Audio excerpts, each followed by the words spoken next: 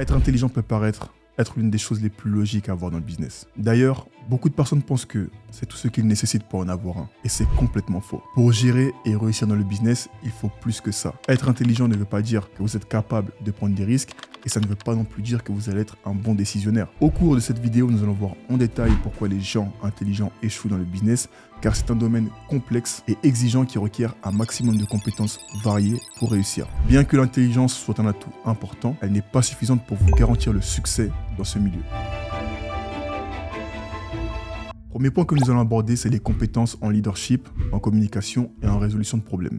Si vous remarquez bien, la plupart des personnes qui dirigent des entreprises n'en connaissent pas tant que ça sur leurs produits ou sur leurs services ou sur la délivrabilité. Elles savent ce qu'elles vendent, elles savent présenter le produit ou le service, mais elles ne connaissent pas autant le produit qu'un employé qui travaille à plein temps. Parce qu'en général, les patrons qui ont l'entreprise sont ceux qui ont l'idée principale. Et ça ne veut pas dire que ce sont les plus intelligents, mais ce sont les plus créatifs et les meilleurs décisionnaires. Mais malheureusement, l'intelligence ne donne aucune de ces compétences. Ce sont des compétences que nous pouvons travailler petit à petit à travers le temps, mais ce ne sont pas des compétences que nous avons déjà. Voilà pourquoi il y a beaucoup de personnes intelligentes et compétentes qui se contentent du peu qu'elles puissent avoir, c'est-à-dire travailler pour une entreprise à plein temps ou être un simple freelance. Parce qu'elles ont peur de communiquer, manager des équipes et elles n'ont pas cette compétence de leadership. Cette compétence va être primordiale. Vous n'avez pas besoin d'être le plus intelligent, mais vous avez besoin d'être le plus créatif et vous devez leader votre équipe. C'est la chose la plus importante dans le business. Deuxièmement, les personnes intelligentes ont tendance à être trop confiantes en leurs capacités, ce qui n'est pas une mauvaise chose. Il faut être confiant. Mais cette confiance peut devenir un obstacle quand elle est mal placée. Quand vous pensez tout savoir et ne recevoir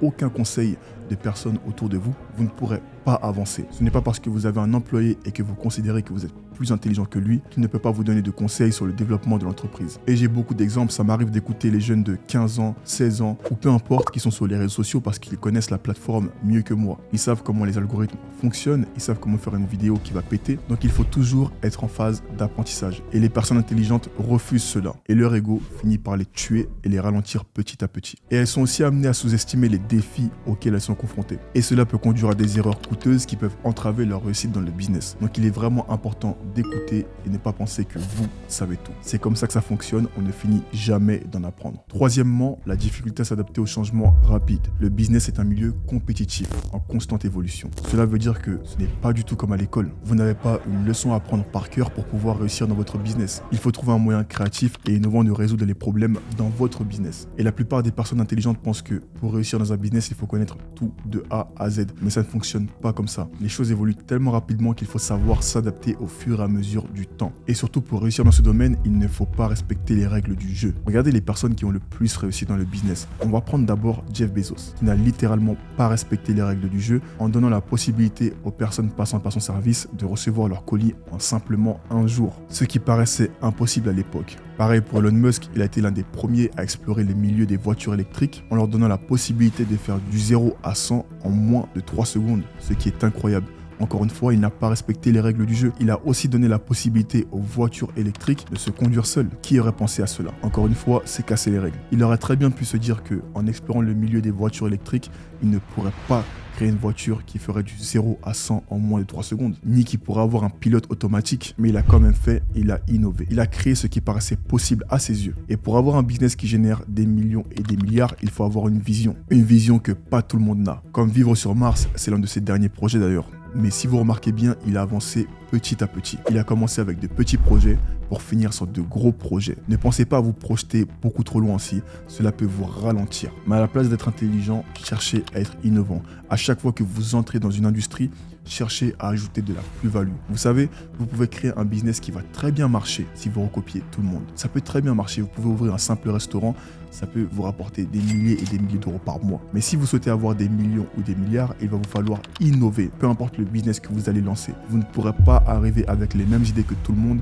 et avoir des résultats différents. C'est impossible. Donc, en conclusion des choses, il faut savoir s'adapter et comprendre que le business n'est pas un contrôle. Même si vous prenez des formations, dans les formations, vous allez avoir des informations génériques sur votre topic, mais vous allez devoir y ajouter des choses pour pouvoir réussir. C'est comme le dropshipping. Le dropshipping, beaucoup de personnes disent que c'est un business qui ne fonctionne pas, mais c'est un business qui fonctionne encore, mais avec des méthodes différentes. Pareil pour le fait de créer son agence SMMA. Si vous créez votre agence, ayez une approche différente et c'est comme ça que votre agence réussira. Il n'y a pas de business qui est saturé tant que vous y ajoutez votre pierre à l'édifice. Enfin, pour le dernier point, la difficulté de travailler en équipe. Le business en général nécessite de collaborer avec plusieurs personnes pour pouvoir prendre des décisions et avancer plus rapidement. Mais les personnes intelligentes refusent d'accepter les différentes idées et les critiques constructives car elles ont une vision trop stricte et spécifique du business. Alors je vais vous faire comprendre aussi quelque chose, c'est que si vous souhaitez faire beaucoup d'argent, il vous faut une équipe. Vous ne pouvez pas faire beaucoup d'argent sans équipe, c'est comme le sport. Il faut une équipe de personnes compétentes. Si vous n'avez pas de personnes compétentes à vos côtés et que vous ne partagez pas les mêmes idées que ces personnes, il est impossible de scaler votre business. Vous ne pourrez pas chercher des millions seul avec vos propres idées. Forcément, il y aura des personnes qui seront intervenues au cours du processus pour vous permettre de les optimiser au maximum. Donc peu importe le business que vous souhaitez construire, voyez la chose de cette manière. C'est l'équipe qui aura le plus d'argent qui gagnera. Et pour avoir plus d'argent, il faut partager plus d'idées. Je sais qu'il peut être dur d'avoir des associés compétents, mais maintenant nous vivons dans l'une des meilleures époques. L'époque du Web.3. Vous pouvez travailler avec des personnes à travers le monde entier et trouver les personnes les plus compétentes en allant sur des plateformes comme Upwork, Fiverr, LinkedIn et vous pouvez vérifier leurs compétences en regardant leur background. Donc je pense que de nos jours, il n'y a plus réellement d'excuses parce que nous avons accès au monde entier. À l'époque de nos parents, oui, l'excuse était valable, mais maintenant, il n'y a strictement plus aucune excuse. En s'associant avec une personne, c'est vrai qu'il est dur aussi de partager ses idées. Mais au final, être un leader, c'est montrer aux autres que votre idée est valable. C'est les convaincre que votre idéologie est la meilleure. Maintenant, il y a deux types de leaders. Il y a les leaders dans la directive, ce qui est plutôt mon cas.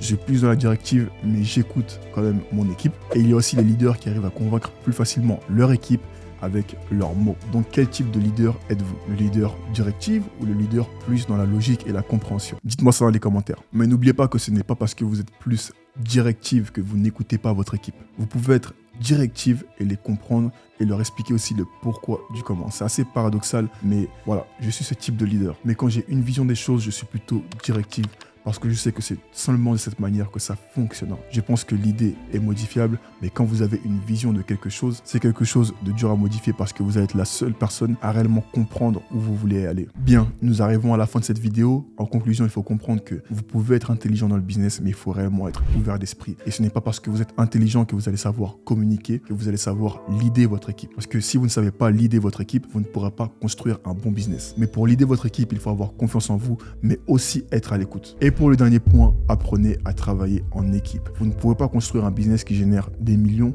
ou des milliards ou des trilliards ou des billiards, peu importe, tout seul, ça n'existe pas. Donc vous devez apprendre à communiquer, à convaincre votre équipe, à faire en sorte qu'ils aient confiance en vous.